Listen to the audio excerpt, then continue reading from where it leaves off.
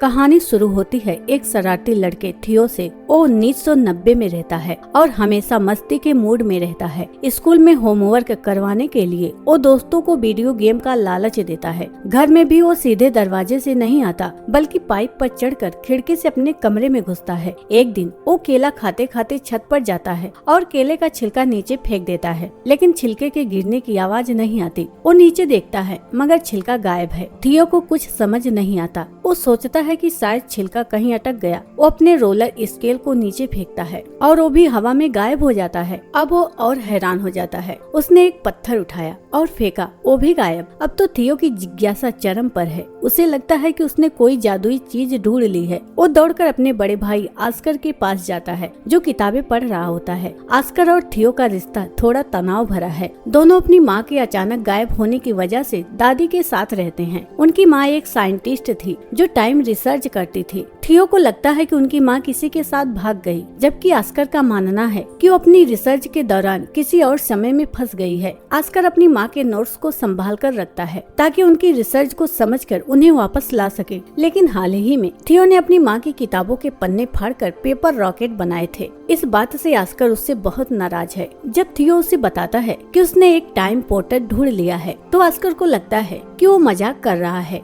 दोनों में बहस शुरू हो जाती है। तभी दादी खाने के लिए बुलाती है। दादी के सामने दोनों शांत रहते हैं, लेकिन जैसे ही वो जाती है बहस फिर से शुरू हो जाती है। गुस्से में आस्कर थियो को गाली दे देता है। इससे नाराज होकर थियो आस्कर के प्यारे कछुओं को उठाकर उस पोर्टल में फेंक देता है। कछुआ गायब होते ही आस्कर परेशान हो जाता है। वो अपने कछुओं को हर जगह ढूंढने लगता है। वो गलियों में, पार्क में, हर जगह मिसिंग पोस्टर लगाता है। कछुआ आस्कर के लिए बहुत खास है क्योंकि वो उसकी माँ की यादों से जुड़ा है। वो उदास होकर रोता रहता है। ये देखकर थियो को अपनी गलती का एहसास होता है। वो फैसला करता है कि उसे पोर्टल में कूदकर कछुए को वापस लाना होगा। थियो छत पर जाता है और पोर्टल में कूद जाता है। वो एक अजीब सी जगह पर पहुंचता है जहां अंधेरा है। वहां वो सारी चीजें पड़ी हैं जो उसने फेंकी थी। केले का छिलका, रोलर स्केल, पत्थर और आस्कर का कछुआ। वो कछुओं को उठाता है और घर लौटता है। घर पहुंचकर वो कछुओं को आस्कर के कमरे में रख देता है और सो जाता है। अगली सुबह थियो उठता है तो सब कुछ बदला सा लगता है। वही घर, लेकिन चीजें अलग। वो आस्कर को ढूंढने जाता है, लेकिन आस्कर अब टीनेजर नहीं बल्कि अधेड़ उम्र का प्रोफेसर है। दरअसल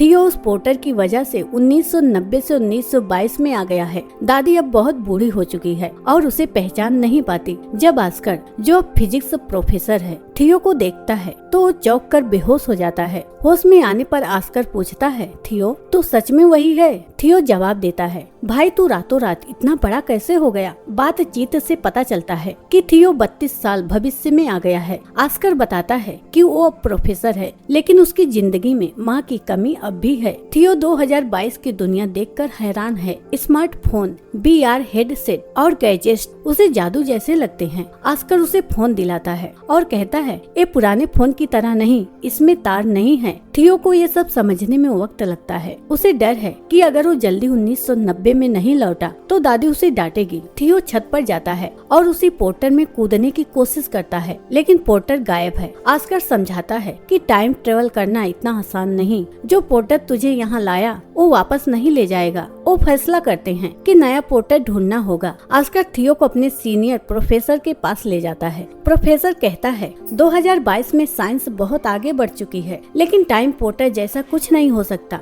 दोनों निराश होकर लौटते हैं। तभी थियो को याद आता है कि उसने अपनी माँ की किताबों में एक हस्तलिखित लिस्ट देखी थी जिसमें कोऑर्डिनेट्स लिखे थे। उसने वो लिस्ट आस्कर को चिढ़ाने के लिए एक डिक्शनरी में छुपा दी थी। दोनों दादी से पूछते हैं और दादी बताती है कि डिक्शनरी डेविड को दे दी। डेविड आस्कर का पुराना दोस्त अब एक स्टोर चलाता है और एलिना का करीबी दोस्त है। डेविड और एलिना बचपन के दोस्त हैं। डेविड को एलिना से प्यार है, लेकिन उसने कभी नहीं बताया। एलिना अब डिवोर्सी है और 2 बच्चों ब्रेंडा और नेथन की माँ है। वो आस्कर की यूनिवर्सिटी में इंग्लिश प्रोफेसर है। आस्कर को भी एलिना से प्यार है, लेकिन वो अपनी फीलिंग्स छुपाता है। जब आस्कर और थियो डेविड के स्टोर पर डिक्शनरी ढूंढने जाते हैं, वहाँ एलिना आ जाती है। थियो, जो 1990 में एलिना को जानता था, उसे देखकर हैरान हो जाता है। वो कहता है, एलिना तू इतनी बदल कैसे गई? एलिना पूछती है, ये बच्चा कौन है और इसे मेरा नाम कैसे पता चला? आस्कर झूठ बोलता है कि वो उसका कजिन है। एलिना दोनों को अपने घर बुलाती है।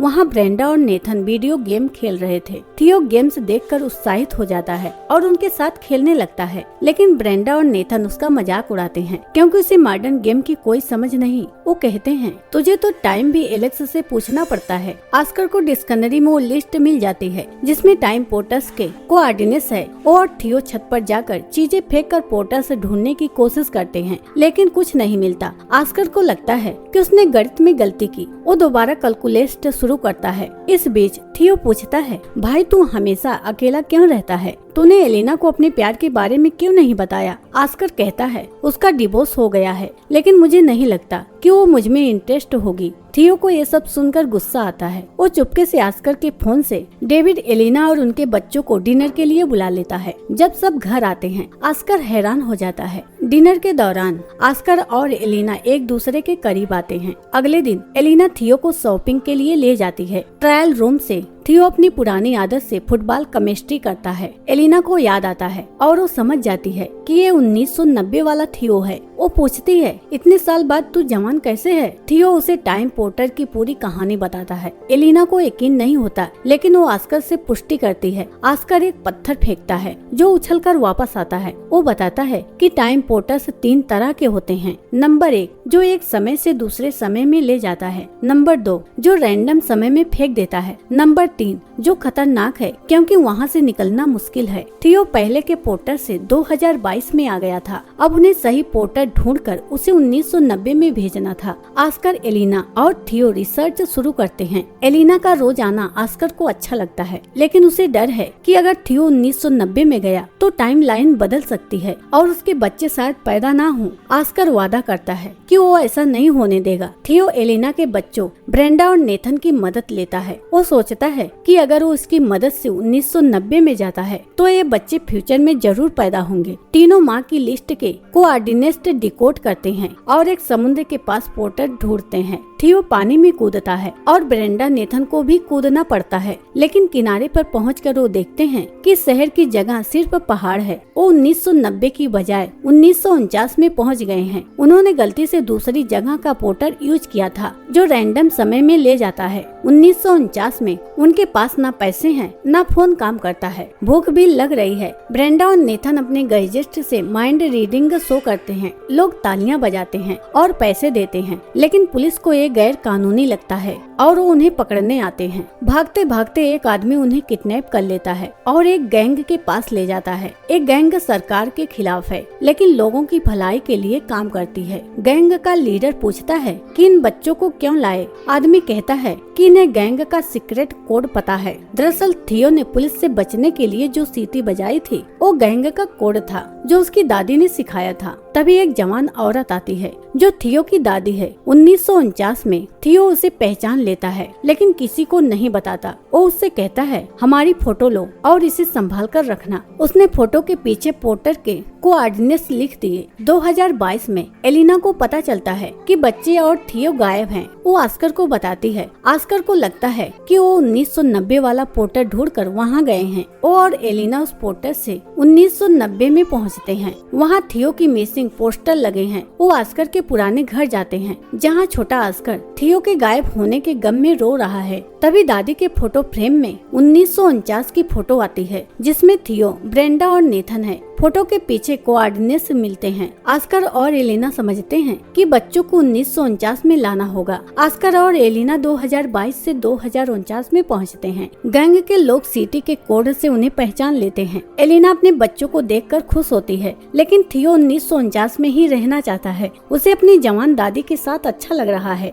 ऑस्कर कहता है, हम भले ही लड़ते हूँ, लेकिन मैं तुझे बहुत प्यार करता हूँ। 1990 में तू मेरे लिए जरूरी है। गैंग का एक आदमी उन्हें पोर्टर तक छोड़ने जाता है जो उनके दादाजी निकलते हैं। वो 2022 में लौटते हैं और ऑस्कर थियो को 1990 में भेजने की तैयारी करता है। थियो 1990 में नहीं जाना चाहता। वो कहता है, वहाँ मेरे पास कोई नहीं, तो मुझे पापा की याद दिलाता है। ऑस्कर उसे समझाता है, 1990 वाला ऑस्कर भी अकेला है, उसे तेरी जरूरत है। थियो 1990 में लौटता है। ऑस्कर और दादी उसका स्वागत करते हैं। वो कहता है कि उसे एक गैंग ने किडनैप किया था। ऑस्कर अपनी माँ की किताबें फेंकने लगता है। है, लेकिन थियो उसे टाइम ट्रेवल की कहानी और 2022 का फोन दिखाता है। ऑस्कर को यकीन नहीं होता, लेकिन वो इनकार भी नहीं करता। दोनों टाइम पोर्टल्स का इस्तेमाल न करने का वादा करते हैं। 2022 में ऑस्कर और एलिना की जिंदगी नया मोड़ लेती है। घंटी बजती है और थियो मजाक करता है, तेरी गर्लफ्रेंड एलिना होगी। ऑस्कर दरवाजा खोलता है और वहाँ एलिना खड़ी होती है। आखिरी सीन में एक पुराना वक्त दिखता है। एक पोर्टल खुलता है और उसमें से थियो और ऑस्कर की माँ निकलती है। वो साइंटिस्ट है और लोगों को साइंस सिखाने लगती है। यही कहानी खत्म होती है। क्या थियो को ऑस्कर को पहले एलिना से अपने प्यार के बारे में बताने के लिए कहना चाहिए था? कमेंट में बताएं। दोस्तों, वीडियो अच्छी लगी हो तो वीडियो को लाइक कीजिए और चैनल को सब्सक्राइब कर लीजिए। मिलते हैं अगली वीडियो में, तब तक के लिए बाय बाय।